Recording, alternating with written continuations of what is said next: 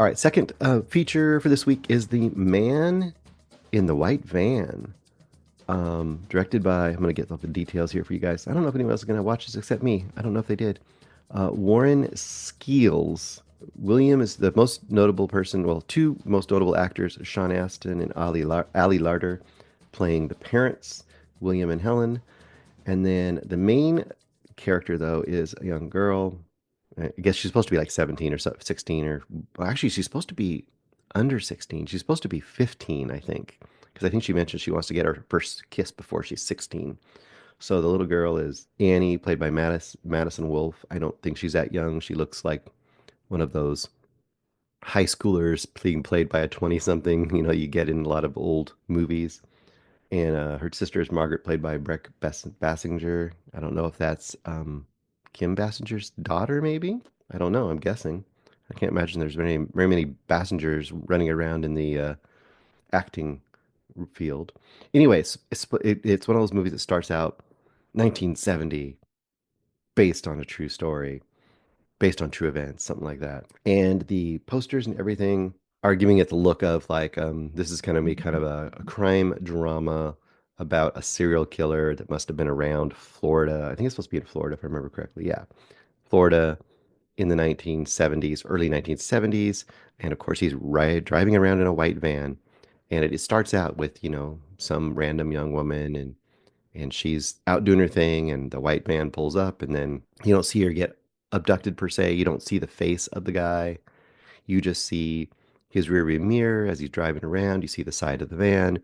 Then at some point he pulls up near the woman, and then you see the shot of the van driving away, and you hear screams, and off she goes, presumably to a terrible end. And you have probably three or four of those kind of scenes throughout the first hour of this movie while we're going back and forth between the basic story of this family with the main character of Annie, which I talked about, and kind of discovering what Annie is all about. She's like the kind of the classic small town girl, right? She's riding horses and she loves her horses. Her older sister is the beloved apple of everybody's eye, and everyone thinks she's the best. And the Annie is kind of the Jan of the family, where she's kind of not getting noticed and not getting attention, and just kind of being under appreciated by everybody, but you're following her and rooting for her, and she's meeting the cute guy at school, and he's he's maybe going out with a more popular girl, or maybe he's going to go out with Annie, that kind of stuff. So kind of basic sort of teen angst, wholesome-ish drama, but of course, the man in the white van is probably just around the corner. And true enough, throughout the movie, the van keeps appearing, and it's almost becomes, it's kind of ironic, her real name is Wolf. It's almost become the boy who cries wolf in this movie, because they try to make a point of her kind of telling tall tales, or maybe kind of boasting upon herself, so that when she sees the van and says, "Hey, there's this creepy van I saw," but whatever, they're just like, "Yeah, whatever. Another story you're trying to tell me." And the van keeps showing up. And she keeps telling people, and they keep not believing it, to the point where she'll be looking out her bedroom window at night, and there's some guy out there smoking, and it's like, there's a guy out there smoking, it's like, whatever. Stop being so dramatic, Annie. That's kind of the approach of this movie for her character. And of course, you just know it's leading up to her eventually having to basically go one-on-one with the man in the white van. Now, if you didn't guess, this movie is even more boring or less interesting to me than the last movie I talked about, because this is supposed to be a thriller, a crime thriller, a serial killer movie. You would expect, it doesn't have to be gory and lurid, but you think it would be tense, right? Is he going to get her? Isn't he going to get her?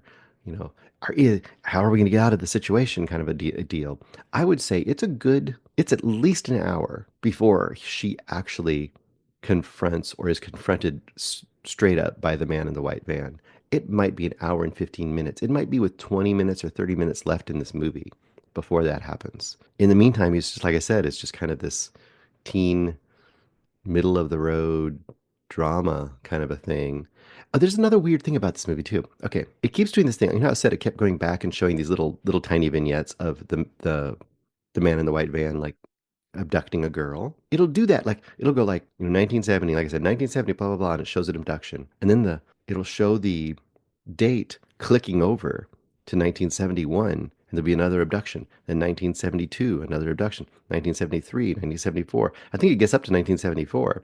And each time it's doing that, it's been like 15 or 20 minutes more. The really confusing thing about that is I was watching that and I'm like, oh, so we're gonna be so he's kind of slowly stalking Annie and her family over time, and I expect to see her changing, and now she's another year later in high school, or she's just graduated high school and she sees the man again, and it's been like, haunting her whole life or something weird like that. But no, the main story is all takes place within like a couple days of Halloween. So it's super confusing because I'm like, why are we rolling through time, years in time with this killer, and the main story is just taking place over a couple days?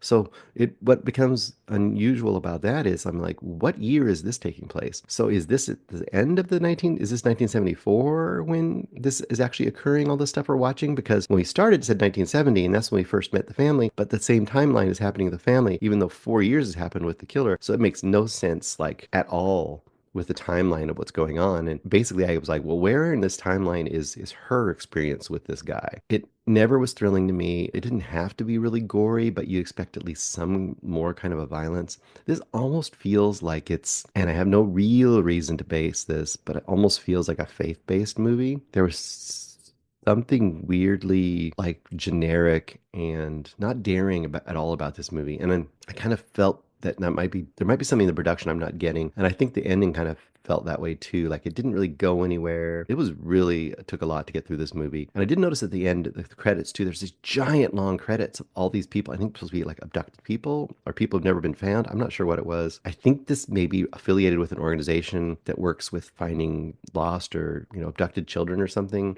weird like that. There was this song at the end in a music studio while they're showing outtakes. And the song was this terribly terrible, like, Uncle Joe's bar band that, maybe is related to the director or the writer or something got to have the closing credits. I don't know. There's something in the production of this that I wasn't aware of, and I did not research it, obviously. Something here I'm not getting that would tell me more about what this movie is actually about. Anyway, I really, really had a terrible time with this movie. I would strongly not recommend it to hardly anybody. I'm going to go... What am I going to do with this one? 1 star. Yeah, it's 1 star. This was a punishment movie for me. It was just, other than Annie and the character played by, what is it, Madison Wolfe. She was very likable. I'll give her that. That's the whole movie's like star. But they didn't give her anything to do. It was just so generic. Anyway, I'll stop talking about that. Hey guys, thanks so much for watching this video. For more movie and television reviews and interviews, please subscribe to my Deepest Dream channel. Like, comment, share, subscribe. And as always, thanks so much for your support. Take care.